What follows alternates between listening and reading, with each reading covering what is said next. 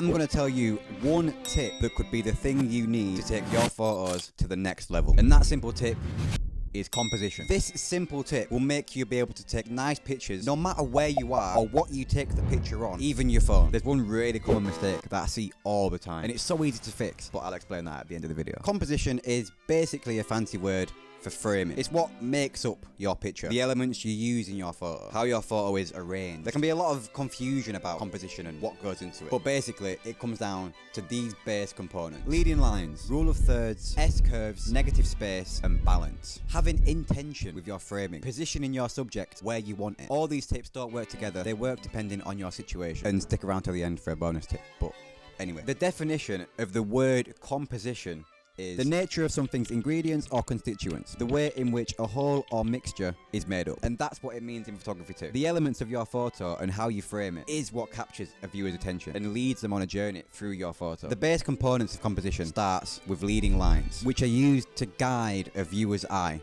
through your image. They provide a journey for your viewer to take through your image while they're looking at it. These are some examples of leading lines being used to guide a viewer through an image. They add a sense of depth and perspective to an image when used in the right way and immerses the viewer into the photo. Then it's rule of thirds. It's a rule of thumb for framing your pictures. It's where your image is broken down into thirds, both horizontally and vertically, and split up into 9 sections, almost as if there's an imaginary grid on your scene. You then use these grid lines to frame and position your subject within your composition. Here's a picture I found showing you the difference between when you use the rule of thirds compared to when you don't. The image on the left is lovely. It's sunny, it's a nice landscape, it looks quite nice. However, the photo on the right looks beautiful. It looks well framed, the landscape's drawing me in. It feels as though it's been taken with intention and not just, here's a picture I took the other day. Here's some photos that show the different ways you can use the rule of thirds, whether you place your subject in the sections or on the grid lines. Each look can provide a different feel to your image just by moving the frame slightly. It's such a subtle thing, but it can really enhance your photography, which is quite like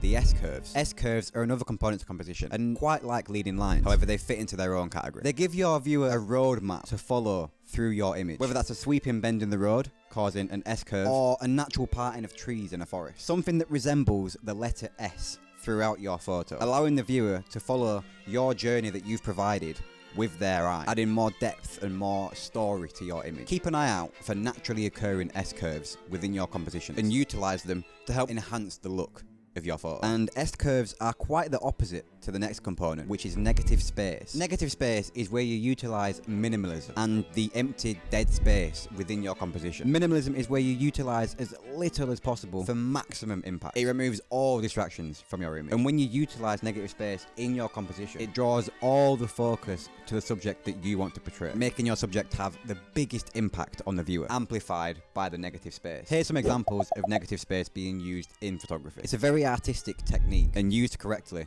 can make some beautiful shots. And using negative space is all about having balance in your photo, which is the next component.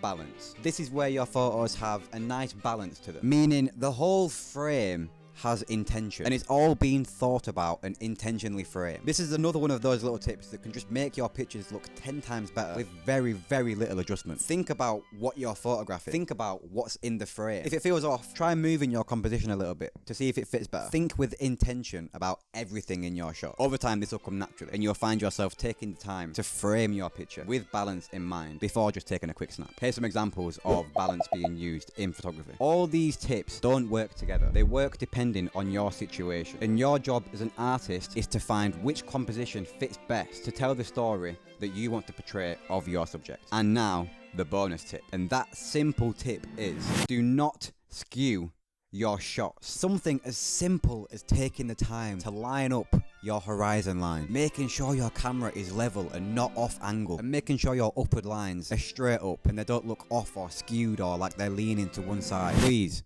make sure your straight lines are straight in your picture. Please make sure your horizon lines are straight in your pictures. This simple step can make your images go from looking like an everyday snap that everyone can get to looking like a nicely thought out photograph with very minimal effort, making people go, that's quite nice actually. Now I'm going to teach you how to use your camera on manual settings. It's time to learn how to use your camera like a professional. Now you've figured out how to compose your shot and what composition is, it's time to figure out how to shoot. And I'm going to show you how to use shutter speed, aperture, and ISO. Get rid of that automatic setting and start shooting like a pro. Check out this video here where I show you how to shoot manual in 5 minutes. I go through everything to do with your manual settings and it's just 5 minutes long. Just this video here. Click this one, 5 minutes, and boom. Professional photographer. Just this one, this video.